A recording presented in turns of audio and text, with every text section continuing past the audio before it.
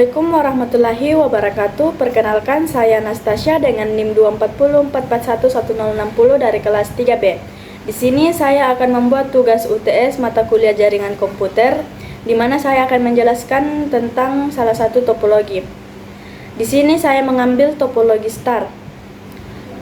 Jadi, topologi star adalah konfigurasi jaringan di mana semua perangkat komputer, printer, dan lain-lain itu terhubung ke satu perangkat pusat, seperti hub atau switch, yang membentuk pola seperti bintang.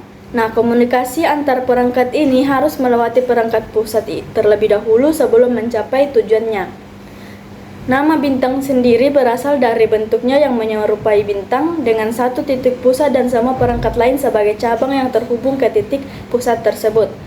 Perangkat pusat, hub atau switch, biasanya bertindak sebagai pengendali utama dan pusat lalu lintas data. Nah, topologi ini sendiri sangat toleran terhadap kesalahan. Jika satu kabel atau perangkat di luar perangkat pusat rusak, jaringan tidak akan terpengaruh secara keseluruhan, dan kerusakan hanya akan mempengaruhi satu perangkat saja. Adapun kelebihan dan kekurangan dari topologi ini, yaitu kelebihannya yang pertama, mudah diinstalasi dan dikelola. Jadi perangkat baru dapat dengan mudah ditambahkan atau dihilangkan tanpa mengganggu jaringan yang sudah ada. Yang kedua itu isolasi kesalahan yang baik. Jadi jika satu kabel atau perangkat mengalami masalah, hanya perangkat yang terhubung ke kabel tersebut yang berpengaruh. Yang ketiga ada perbaikan lebih mudah. Jadi pengidentifikasian dan perbaikan masalah menjadi lebih cepat karena setiap perangkat terhubung langsung ke pusat. Yang keempat, fleksibilitas. Jadi lebih fleksibel dibandingkan topologi lain dan performa jaringannya stabil meskipun jumlah perangkat banyak. Adapun kekurangannya yaitu yang pertama, ketergantungan pada perangkat pusat. Jika hub atau switch pusat rusak, seluruh jaringan tidak akan berfungsi.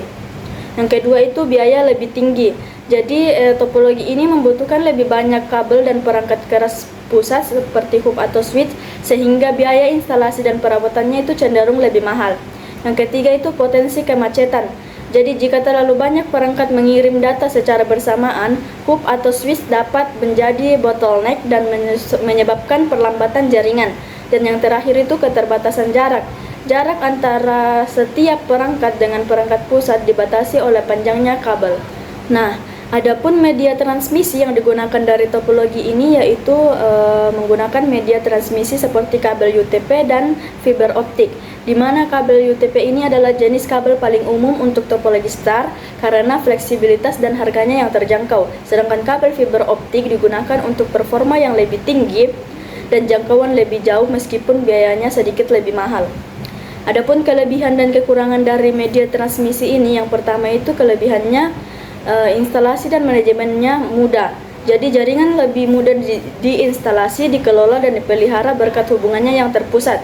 Yang kedua itu isolasi kesalahan. Jadi gangguan pada satu kabel atau perangkat tidak akan mempengaruhi perangkat lain karena setiap perangkat memiliki koneksi langsung ke pusat. Yang ketiga yaitu fleksibilitas dan dapat diperluas. Jadi media transmisinya itu dapat ditambah atau mengurangi perangkat baru sangat mudah dilakukan tanpa mengganggu jaringan yang sudah ada. Yang terakhir, performa stabil. Jadi kinerja lebih konsisten dan tabrakan data lebih kecil karena setiap perangkat memiliki jalur langsung ke pusat. Adapun kekurangannya yang pertama yaitu ketergantungan pada perangkat pusat. Jika hub atau switch pusat rusak, seluruh jaringan akan lumpuh. Yang kedua, biaya lebih tinggi. Jadi membutuhkan lebih banyak kabel daripada topologi lain, dan biaya perangkat pusat seperti hub atau switch juga menambah biaya. Yang terakhir yaitu kepadatan trafik. Lalu lintas data yang sangat padat bisa mengurangi kecepatan dan efisiensi jaringan.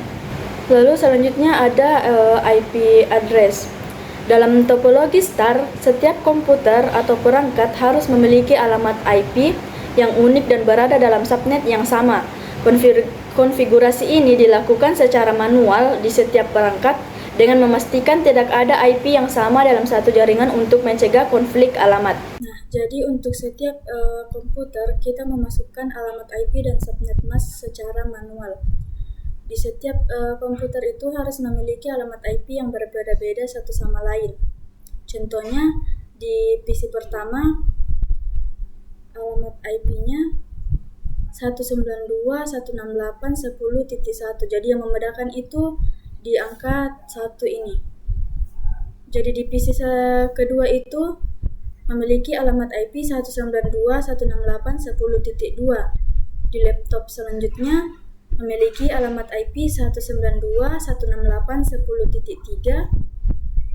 Selanjutnya memiliki alamat IP 192.168.10.4 dan PC terakhir memiliki alamat IP 192.168.10.5. Sekian penjelasan dari saya, kurang dan lebihnya mohon dimaafkan. Wassalamualaikum warahmatullahi wabarakatuh.